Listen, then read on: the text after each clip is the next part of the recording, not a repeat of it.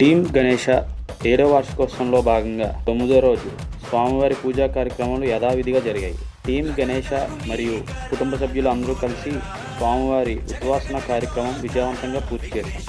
తర్వాత స్వామివారి ఊరేగింపులో చిన్న పెద్ద అని లేకుండా చాలా బాగా ఎంజాయ్ చేశాం. ఈ సంవత్సరం వినాయక చవితి విజయవంతంగా పూర్తి చేశాం. ఇట్లు మీ టీమ్ గణేష.